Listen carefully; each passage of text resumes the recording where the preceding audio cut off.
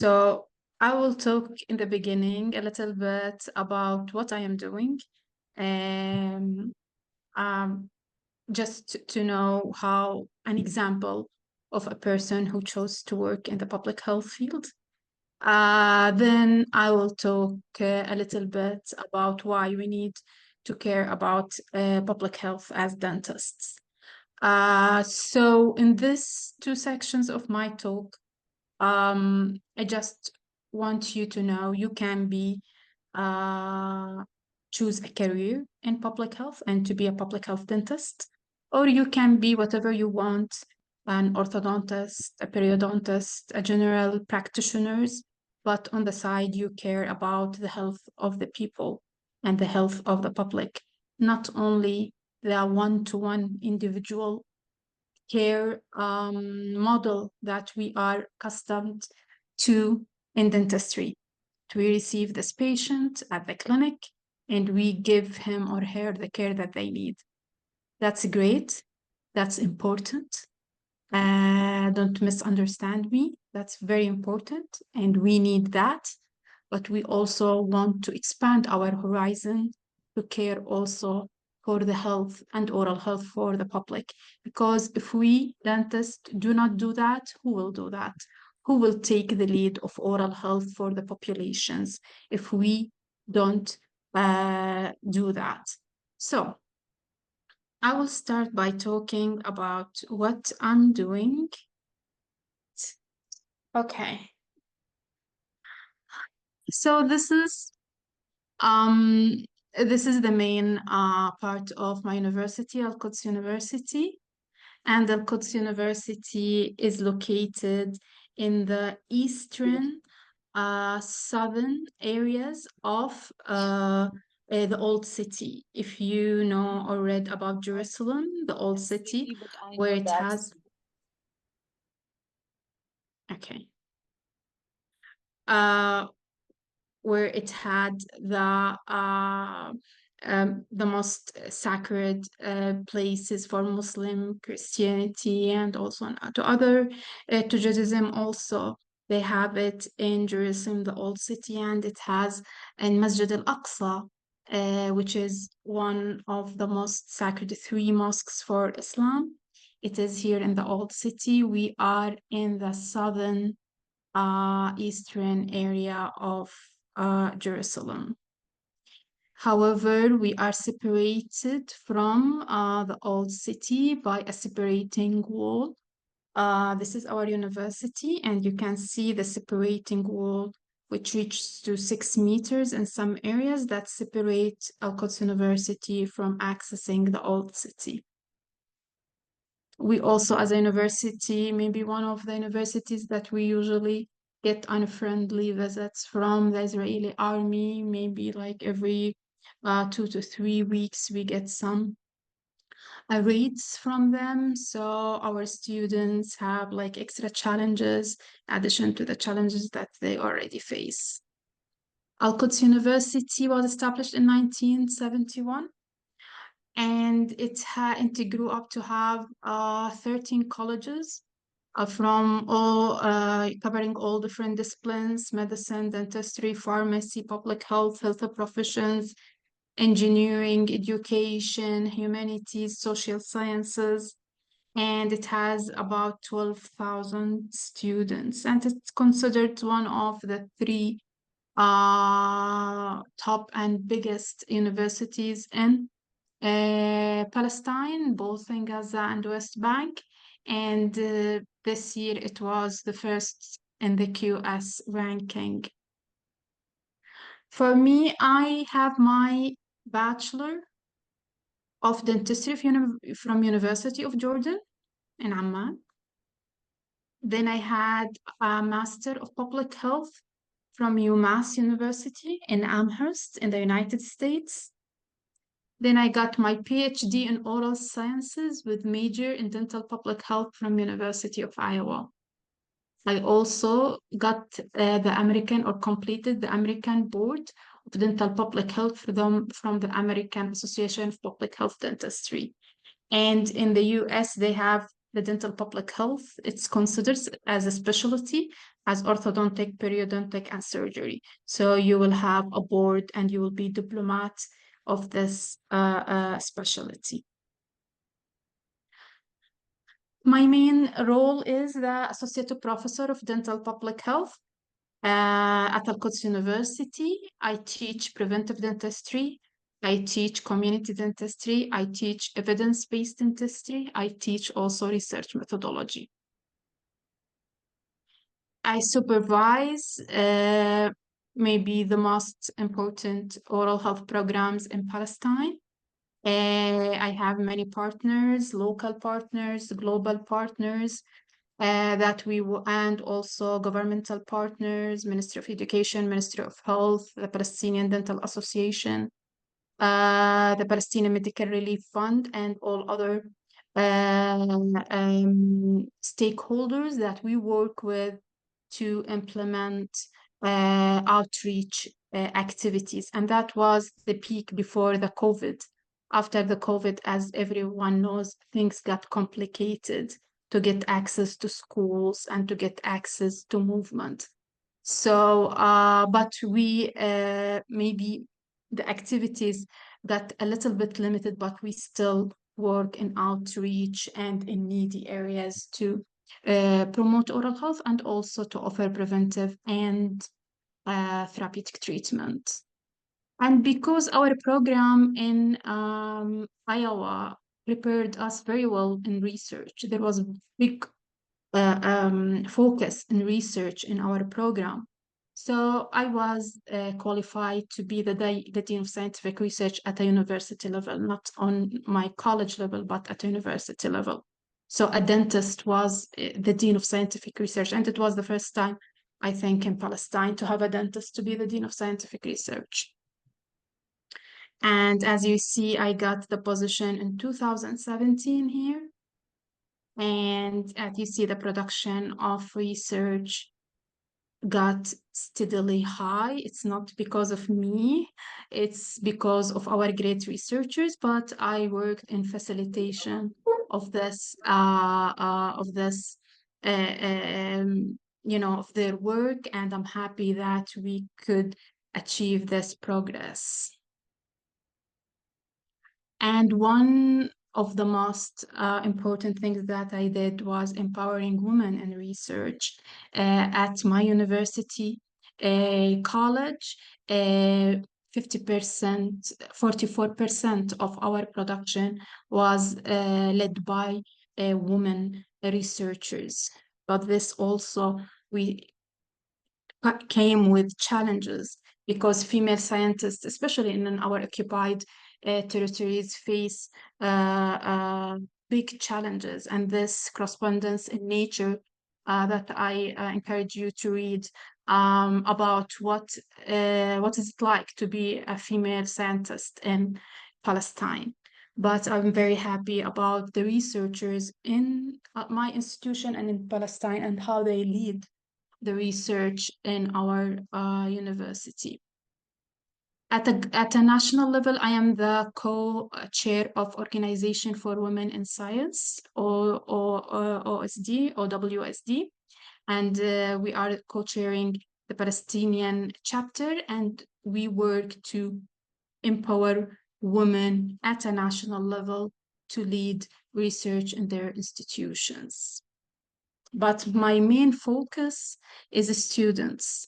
So once I came to office, I focused on student research. And this is something that was not known before, that students do research in their undergraduate. It was only limited to postgraduate. But since I took the office, I established student research clubs in all colleges, and I helped students to start their journey in learning how to do research and in building research clusters. And we're very, very proud that almost 21% of our research production as a university comes from students. I'm also chairing now. I was a member of the board, but I am chairing now a sustainable health equity movement. And it's a global movement that originated from Latin America. Then it came across all the globe that cares for achieving equity in health and achieving sustainable health equity. And maybe some of you will think, okay, how you as a dentist, dealing with this, it's a little bit off my discipline. And to be honest, it is off my disciplines. And I see it first that I can't, in the beginning, I felt that I am not contributing enough because I don't have the basics of about sustainability and about health in general. But I learned and I got more involved and I taught myself. And I think now, and I brought dentistry also to that dialogue about sustainable health equity and oral health. And I think I did some changes of their perception about oral health and dentistry and how also all the principles of sustainability can also apply to dentistry and for oral health promotion. And, ensuring access to oral health care also should be sustainable and should be equal and we need to achieve equity in it. So that was a little bit something, a challenge, but I am happy that I took it. Also, Vesta, which is also a human rights organization, but at a regional level. And I was happy also to get involved in those kind of human rights development, sustainability efforts. And I'm telling you that to see when you think out of the box and when you push yourself, just behind your boundaries, you will get involved in things that you will never, think that I'll be related to them. And people will see you like this. So people, when they invited me to be, on those boards, they saw in me something that I can offer, which is something nice. So we need always to be, to think out of the box, to push our boundaries, our borders, our comfort zones, and think that we can, participate in big causes. And this was one of the nicest letter I received. This is uh, um, TUG, which is the Danish Dental Without Borders, which is an organization that work with some countries all over the world to promote oral health, especially school oral health. I worked with them in their projects in Palestine, and now they invited me to be on their board. They want to go more global. And when they wanted to go more global, they thought they need to have a global stakeholders with them in the board. So they invited me to be that. So working with public health also, open for you opportunities to work on a global level and give you the tools to work to promote oral health, not in your clinic, not only in your community, not within your population, also globally, which is, I think, something very fulfilling. Also, this is the Palestinian Medical Council. It is the highest council that cares. I'm sure that you have some in your countries that you have something similar, which is an institution that care for the profession, that regulate the profession. It's not the association. It is something bigger that for dentists and medical doctors together. And they will not take like public health specialists in their board. And you can see that they are like older than me a lot, but it seems they saw that a person with public health and research background can be, uh, an added value for this council. So I served this for 4 years, and it was like a very good learning experience. And one of the most important roles, and maybe this is the one that I am the most committed with. Like let's say, like, if I have 7 days in the week, I think 2 whole days or more are devoted to my volunteering work at the FDI Public Health Committee. So I joined in 2017, and here, as it's not like an invitation or it's not selection, it's a nomination by your association, then you will be voted. So that was a great experience for me to be up there to the stage, talking about myself for 3 minutes, and then get a secret voting from more than 120 countries, and then to get elected to this position. For who don't know about the FDI, FDI is the biggest organization, the World Dental Federation, the biggest organization that represents dentists, more than 1 million dentists in 189 member associations in 133 countries.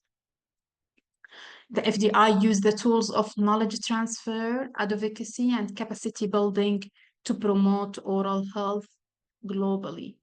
They have very fascinating projects, and I encourage all of you to go to their website, FDI World Dental Federation, and look at under the projects, look at the projects that they do, different projects, different resources, many guides, many advice sheet, fact sheets, clinically, and at the clinical level and at the public health level too. Very, very resourceful website. When we come to our committee, Public Health Committee, we have also very interesting projects. We have sports dentistry, refugee oral health, tobacco cessation, teledentistry, educational modules for non-dentists. Also, we supervise aging, oral health for aging group, and brush day at night projects, and many other projects. I am mainly involved on those 3 projects in the refugee oral health, in the tobacco cessation, and in the educational modules. For tobacco cessation, this is like a very, very nice project that maybe in future meetings that we can do some tobacco cessation workshops.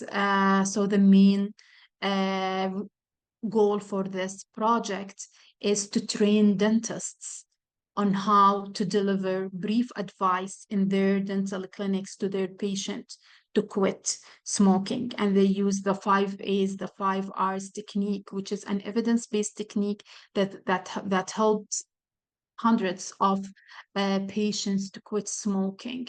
And the WHO, the FDI, and other organizations see the dentist as a person in a very good place to give this advice to their patients. So we developed a toolkit, we developed a guide, we developed a training materials, video, animation, PowerPoints, role plays.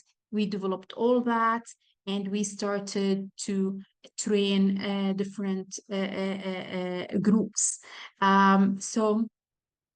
So what we do, we follow the training of the trainers model.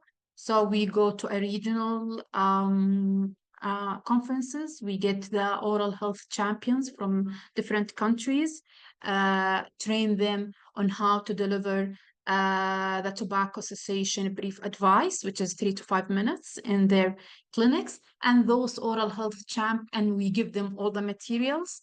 And those oral health champions, they go to their communities, and then they give their networks this workshop.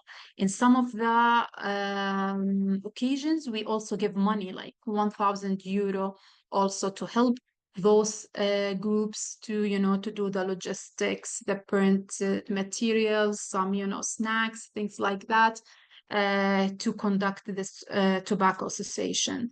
So far, we did a lot of maybe regional. We did maybe 5 regional workshops, 2 in person, and in the past 2 years, we funded 11 countries to do workshops, and this year we are funding 7 countries to do tobacco cessation workshop. And if you think about this, we can help you on that. The second project is the refugee oral health promotion and prevention, and this is maybe the closest to my heart. In this project, we first did a survey because we said, okay, who cares for refugees care, health care? We know origin country, and we know there is a host country, and we know that the refugees had a journey from their origin country to their host country. This refuge journey could be days, could be months. So who cares for their oral health? So we did first an assessment, a survey asking our member states in the FDI about the policies and activities related to oral health of refugees in their countries. And based on their responses, we developed an advocacy guide. Also, I encourage you all to look at it if you are involved with refugee oral health. It is on our website. It is in English and Arabic. And it has 6 steps to show you from the beginning how to advocate as a person, as an institution, as a grassroots organization, as a government, as a dental association, as a student association, how to advocate for oral health. Then after we developed this advocacy guide, we started to work with countries at a local level to implement this advocacy guide. We helped with money, with logistic, with technical advice to implement some interventions that promote oral health. We worked with the Palestinian Dental Association in Greece to give dental missions for refugees in Greece. We worked with the Bangladesh Dental Association and Refugee Crisis Foundation to have a very nice programs where they combine the hand hygiene and the oral hygiene together in early schools and early learning centers for the kids to teach them how to do that, and also combined with education for the parents, for the caregivers. Also, we worked with the Pakistani Dental Association for the Afghani refugees, where the Pakistani Dental Association offered screening and some referrals and some treatments to Afghani refugees. And we are now working to developing training modules with the Pakistani Dental Association and the UNHCR, which is the United Nations Agency for Refugees, to train the Afghan refugees, to select some of the Afghan refugees and to train them for them to start some basic oral health education and preventions, the basic things to work within their community, which is part of empowering the community to start to care for themselves, especially their oral health. We also did a lot of raising awareness lectures about refugee oral health. We tried, especially for young students, for residents, to draw their attention. مرحبا بذكر الله لا إله إلا الله. To draw their attention to this problem, and to start, open their eyes to look for the refugees in their communities, and to look for ways to help this marginalized population. We have also different publications that I will show you. This is our advocacy guide. So if you just write Refugee Oral Health Project, FDI, if you write it in your Google, you will go to our project website, which has this advocacy guide, and it has all those resources. It will help you a lot to think how you can, as a person, as an institution, as an organization, as an association, to help refugees in your area. So we worked on a regional level, we worked on a local level, and also we worked on a global level. We try to issue, and you can see when you go there, there is some policy briefs that we issued in collaboration with big organizations, with UNHCR, with the Sustainable Health Equity Movement, with the World Federation of Public Health Associations, with the Lancet Coalition for Oral Health, with Framework Commission of Health, Human Rights Alliance. We collaborated with those different organizations, and we issued a joint policy briefs that focus on the oral health of refugees, because we want also others to look at the oral health of refugees, not only organizations that include dentists. We want all others, all organizations that care for human rights, for health, for access, also to draw their attention to this problem. The third project was, which I think also is very important, which to develop educational resources for non-dental healthcare workers. We produced it's almost done. It will be up on our website, I think, in a few months, where we attracted many experts to write in different areas, and we have those fact sheets for nurses, physicians, pharmacists, gynecologists, pediatrician, all those people who work with people, but not dentists, and they need to know the basics of oral health. They need to know how oral health affects the general health, and how the general health affects the oral health, and how through caring for oral health, the outcome that they want for their patient will be improved, and vice versa. All those connections, all those associations, all those simple steps that a physician or a primary care provider can do in his or her clinic, how they can do a different for the health, the oral health, and the well-being of their patients. Just if you ask a pediatrician or a nurse, when they see the baby after, the baby will visits that comes every month, they weigh the baby, they have how tall is the baby, they ask about the food, what the baby eats, they give him vaccination. We just want to, for those primary healthcare providers, to flip their upper lips and look at the teeth to see, is there something abnormal? Is there any white spots? If there is white spots, please refer them to dentists. Please talk to them about their food, about the sugar in their food, about juices, about junk food, about sweets that they eat. That's a very simple step that will make a difference, a big difference for oral health, for health, and the well-being for those babies. So this is also a very important project. In that project, it took us time how we want the delivery framework to be. So each fact sheet that took at a different, pregnant health, adult health, young children health, elderly health,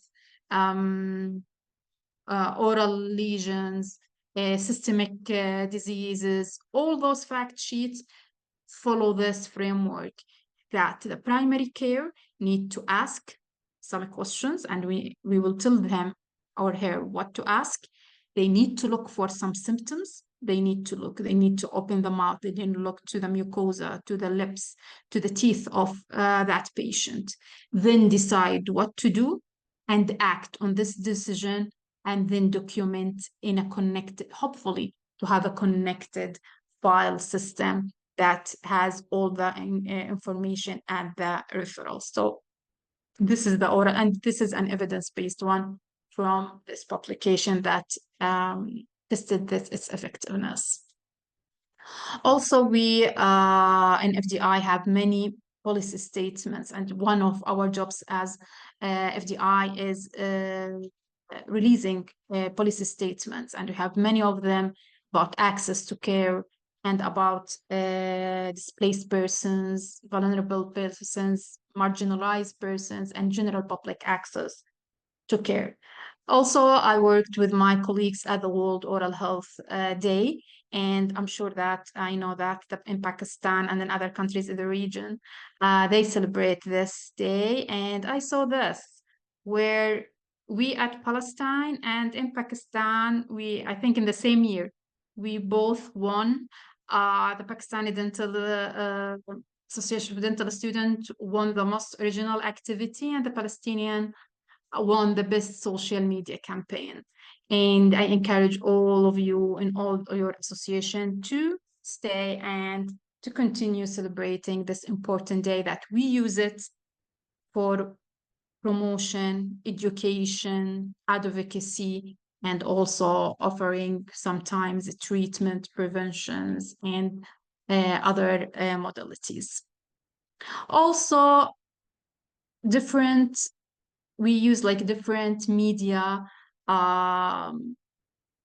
When we become like a public health dentist, you need to use your voice in different media outlets to talk about tobacco cessation. Like it could be interviews, it could be, video release, social media, or even written media. We used all those outlet media to talk about access to care, about oral health promotion, about tobacco cessation, about refugee oral health. We used all those outlets to do so. So this is one of the tasks that is linked to being a public health dentist. Also, in our committee, we administer a grant that if you are belonging to an institution, or even if you are a student association, that you can apply for it, which is the World Dental Development Fund that closes every year on June 15. And it funds an activity or a project with a positive impact on oral health.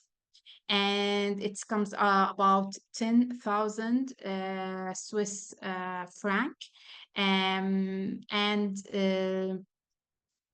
it should be focused, your activity on education and oral health promotion. And on our website, you can find this grant, you can find the criteria, and you can find the application form. So if you have any idea to promote health and oral health activity in a marginalized population, please do look at the website. So we talked about an example of a public health dentist, what I do and maybe how I do it. But is it important to do this? Is it important? Is it worthwhile to put all these efforts in advocacy and in promoting oral health? Let's see. Social determinants of health. I'm sure that most of you heard of that. Those are the conditions in which people are born, grow, work, live, and age. And the social determinants of health counts for 30 to 55% of all health outcomes, more than health sector interventions, more than people health related behavior. So if you look and if you care for social determinant of health, you can address more than 30 to 55% of health outcomes. That's big. Social determinant of health, they are the structural determinants, the intermediate determinants, and the proximal determinants. The structural determinants could be macroeconomic policies, social and welfare policies, trade policies, overseas development policies, globalization, and urbanization, which could be reflected too in social class, income, education, gender, and ethnicity. The intermediate one, material circumstances, social relationships, psychosocial factors, health services, availability or use, and environmental settings.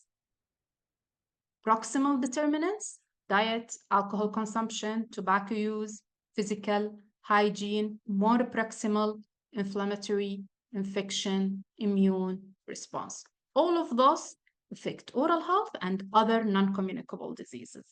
We know that in the WHO now, we are moved to non-communicable diseases because oral health shares many root factors with non-communicable diseases. So we as dentists, where do you think we work mainly? As a dentist, mainly we work where? In the clinics. Where? In the clinics, in the dental clinics. In the clinics. On those, if we talk about those, where we mainly focus when we work in our clinics, as you said. We focus only on the oral cavity. We're looking on the inflammation, yes, infection, immune response. This is our main focus. And if we generous enough, we will address some diet, some alcohol consumption, some tobacco use, and some, physical activity. We may talk with our, patient about that. But for sure, we are not involved in any, activities that address all of this. And this should be changed. And as dentists, we need to be more involved in policies, advocacies, decisions that affect all those determinants, because at the end, they affect oral health. So the Global Oral Health Status said that acting as advocate for policies to promote population oral health is very important for oral health professionals. The FDI Vision 2030 also encouraged all members of the oral health community to understand the importance of social determinants and include them in their activities. And last year, we have this very important publication that I encourage you to read about integrating the social determinants of health into health, workforce, education, and training. This should be the trend, that when we train future dentists, they need to learn about all social determinants of health. If we look at the history, we have the biomedical model, which dominant through all the history. It is disease-centered,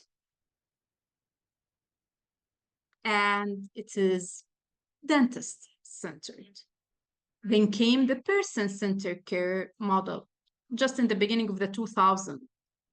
It is a holistic approach, and it's the person-centered, which is good. Now we are not looking only on the oral cavity, like the biomedical model. No, we are looking at the patient as a whole, looking about his general health, his behavior, his lifestyle, and how it affects his oral health. And now the new thing, what's called the social dentistry model, which just started in 2018, and it's a biosocial model, and it's a people-centered. So you move from being a dentist-centered to a person-centered, which is very important. Focus about the person, this person, what he needs, what he feels, what he thinks it's important for him. Then also to move not only person-centered, only the people-centered, to work for the people. And as you know, we started, or dentistry started with the extractive phase for caries control. This is an example. To treat caries first, the solution was to extract.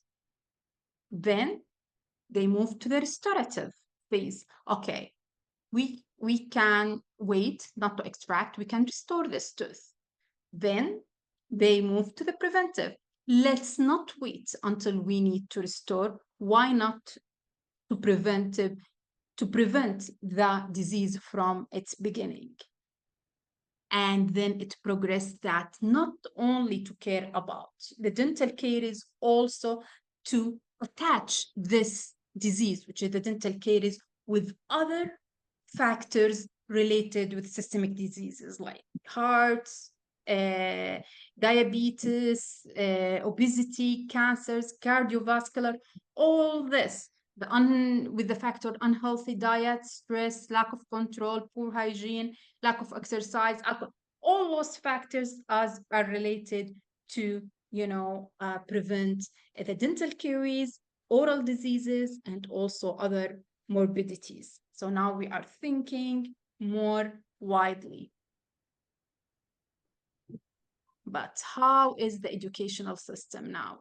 Do you think like our university, this is not about Palestine, not about Pakistan, not about any, it's global. This is global. There is lack of education and understanding of the social determinants of health. There is lack of training of addressing how to address the social determinants of health. There is a curriculum deficiency about that. There is outdated educational methods. There is lack of structural competency. What about the profession itself? Our profession, and this is also global, focused on private sector, on market oriented, in erosion of the social contracts. We don't care. Like when you say erosion of social contract, that means we don't care. We don't care about the people's health. We don't care about people's oral health. We just care about our patient that is sitting on the chair in our clinics. Lack of involvement of opportunities and continuing education, we know all is focused on cosmetic oriented and technology driven interventions. One example of social dentistry, the New Zealand Dental Association, not the government, not the public health government, it was the Dental Association. That means like dentists who advocate that hospitals and schools need to be sugar-free. All the drinks there need to be milk and water only. And this make a big breakthrough in New Zealand. Another example is the COVID. We remember what happened in COVID when they closed all the dental clinics and they restricted the work of dentists only to urgent care. Why did they marginalize dentists? Is the problem with how they see us or how we see ourselves? Do we see ourselves that capable to be in the front line also with other healthcare providers? Like in a study that I did and asked about that, 89% thought that their main role in any pandemic is just to provide urgent care. 82% said, yeah, we can educate about, oral health, about COVID. 52 thought that they can work in the front line with other healthcare providers. 40% said we need to stay at home and, do social distancing. 14% thought that offered to volunteer with the front line. 19% offered to help, but there was no need. And 19% reported that they wanted to do, but they didn't find the opportunity. So the FDI statements that was released in the COVID said that oral health is fundamental and should for overall and should not be overlooked in pandemic. And any regulation that should be, in place should not impede, providing oral health care. And oral healthcare professionals need to be included in all discussions when we need to be represented in any discussions about how to care for people in pandemic. So what happened in COVID, where dentists were marginalized, oral health practitioners were sidelined, and dental clinics were closed, and dental care was embedded. this should not be, happened again. So we need to call for action. We as dentists need to be involved in prevention, clinical practice, in education, in promotion, in integration of oral health in general health and non-communicable diseases, in evaluation and data. We need to know some basic of how to evaluate and how to collect data on outcomes. We need to be involved in advocacy, in financing mechanisms. We need to have a say how oral health care is financed in our country and in policy changes. So, as a dentist, this is the take-home message. As a dentist, first, we need to be physicians who diagnose the disease, assess the risk, prevent and arrest the lesions, to be skillful surgeons who intervene and restore and do, crowns and bridges and implants, and also to advocate for people's health and well-being as something rooted in our social responsibility, dentists. Those are our references. To Gaza Salam, and thank you. Thank you so much for your session, Dr. Elham. It was incredibly informative, and I'm really happy that you touched on the social responsibility of dentists and how important it is that we should be involved in advocating for better oral health for everyone involved. So there are a few questions from the participants. And the first one is asking about the social determinants that impact the oral health of the refugees, and what are some strategies that you've found can mitigate these effects? So, refugees face all the determinants and the factors like all other marginalized population. But in addition to that, they have the language barrier, they have the culture barrier, they have the mistrust barrier. So when you are a refugee, you will not trust the people that coming from outside talk to you, to diagnose you, or even to treat you. Also, the lack of oral health professionals that are willing, to deal with refugees. Because usually refugees' oral health status is very complex, because most of refugees coming from countries that already have a broken healthcare system, and they have very ineffective dental care system. So they are coming with the problems through the refuge journey, and arriving at host countries. And 75% of the refugees are hosted in already developing countries. Those developing countries already have their challenges in developing care. So having an oral health care professional or dentist that are willing to give, this is also a challenge. Also financing.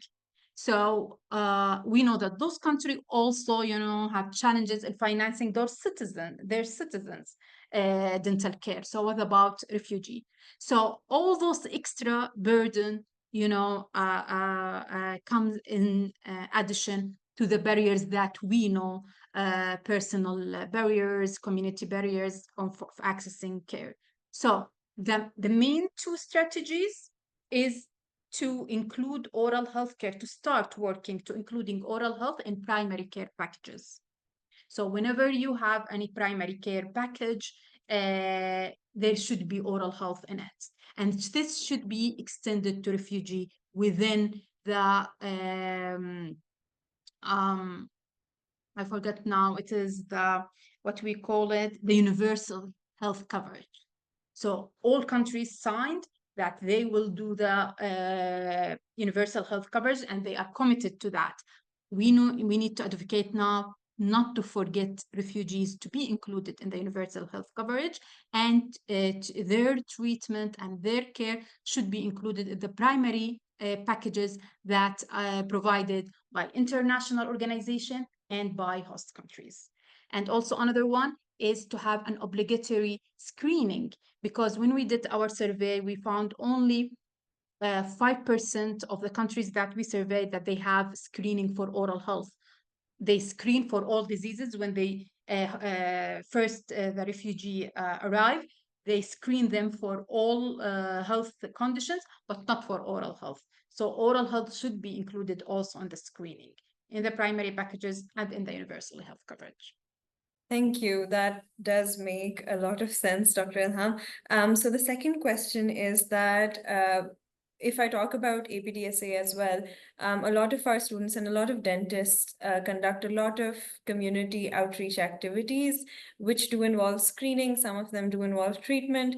Do you have any recommendations as to what our students can do in order to make those outreach activities more impactful? Yeah. So yes, that's great that you start from the school, from university to get involved on those outreach. And then when you become a dentist, you put like a time aside every 2 weeks, every 1 month to volunteer in such of those dental missions. You need to know what is your audience is. So what is the marginalized population? You need to study the marginalized population and know what's their problems, what their challenges, what type of care that you want to provide. So if there is a crisis, there is, and we have this in our, and I can send it to you, we have it in our policy brief, we have a pre-crisis things that we can do as dentists during the crisis and after the crisis. It is different. So the interventions that we can offer is different, based on the crisis. So for refugees that let's talk about Palestinian refugees in the West Bank that has been in this situation for 75 years. So they have, even the UNRWA, they built some kind of healthcare system for them. So they have clinics, they have access to care, still challengeable, but at least they have something. But when you talk about Syrian refugees in Greece or Syrian refugees in Jordan, or what's happening now in Gaza, like what's happening now in Gaza, you can't now talk about we want to do into.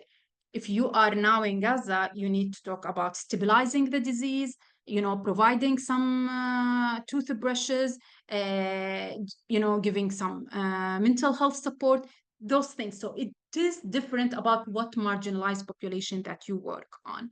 But it's always nice to work with institutions. And one of the advices that I give, work with charities that it's already there. That's make like your life much easier. So if you want to go to this community, ask what healthcare or what organizations or what charities working with this community. You will find someone. You like, if they were like orphanage, if they were like elderly or disadvantaged, you will find some organizations working with them. So ask this, approach those organizations and tell them we want to be within your team and go with you and work, on oral health and education, prevention, and maybe some treatment. This will make your life easier to be accompanied with someone who knows, there was, because I know some camps like the Zatari camp in Jordan, you need security, clearance to go inside. So if you work with like a global organization that's already there, can help you in the security clearance and can give you their, clinics to see the patient, that will be great. All right, thank you, Dr. Elham. Taking a holistic approach towards treatment in crisis is definitely important. I really like the fact that you mentioned that we can include mental health support along with oral health support.